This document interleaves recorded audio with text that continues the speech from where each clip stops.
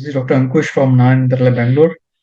Thank you, YOSI, for the invitation. I'll be talking on ocular emergencies in acute anterior uveitis. So, traditionally, we have been classifying uveitic entities into those broad categories that's infectious, non-infectious, and drug-induced.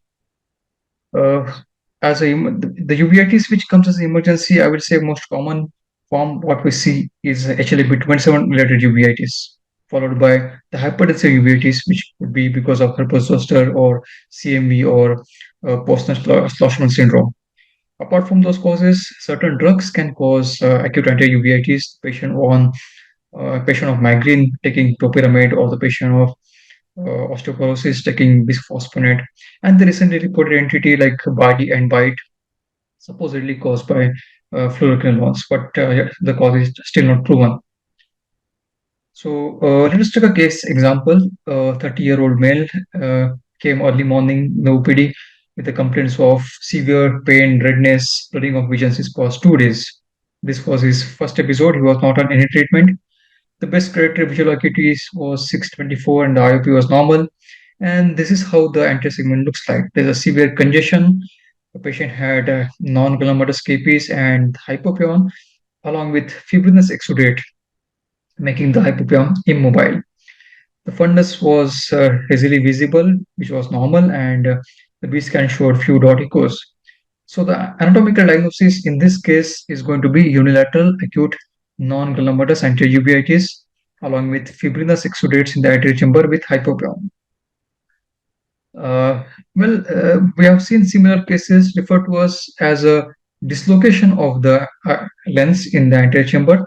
But if you see carefully, this is not a lens, but the fibrinous ball which is there in the anterior chamber caused by HLA-B27 disease.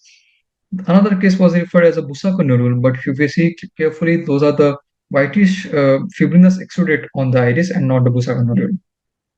So, if your diagnosis is non-gallopmatous anterior uveitis, this is what differentials we have: infectious and non-infectious. In our current case, the patient doesn't give any history of fever. There is no sore throat or any infectious foci in the body. So let us focus on the non-infectious causes. Patient has got no traumatic history. Patient has lens is clear. There's not a mature cataract or hypermature cataract. Patient has fibrinous hypopyon uveitis. Hypopyon is not mobile. There is no history of any oral ulcer or genital ulcers. So the cause of Behçet disease goes down the list. Patient is an adult, so it can't be GIA. Patient is not on any medication, so it can't be drug induced. So we have left with HLA-B27. So the primary management for this disease should be focused to relieve the patient's symptoms, prevent the complications, preserve the vision, and treatment. The standard of care, the mainstay treatment is going to be topical steroid along with cycloplegic agents. And depending on the etiology, what we are suspected, we can add uh, specific agents like if there is a herpes zoster, then we will be adding antiviral agents. If the patient has got hypertensive uveitis, then anti-glaucoma medications. If it is bacterial, then antibiotics. Fungal, then antifungals. If the disease is because of immune disbalance like HLA-B27 disease or granulomatosis with polyangiitis, then consider immunomodulatory therapy. If the uveitis is because of lens induced, then consider cataract extraction. If it is a drug induced, then discontinue the drug and continue with topical steroids. So, as a baseline workup, this is what we do for almost all most of the uveitis cases.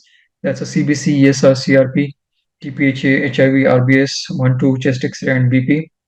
And depending on what we suspect, we can add specific investigation. For example, the previous case, we were suspecting HLA-B27 disease, then you can advise HLA-B27 test along with MRI spine.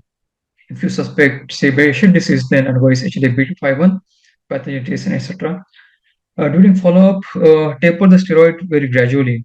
Don't taper it rapidly. Wait for the hypopyon to resolve and monitor the ocular pressure. If the patient is developing iris bombay, consider YAG PI.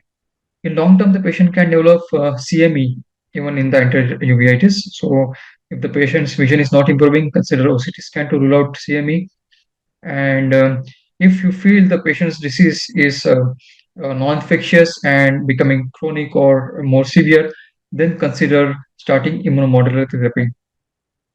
So for further reading, I will recommend to read article uh, this posterior segment manifestation of HLA-B27.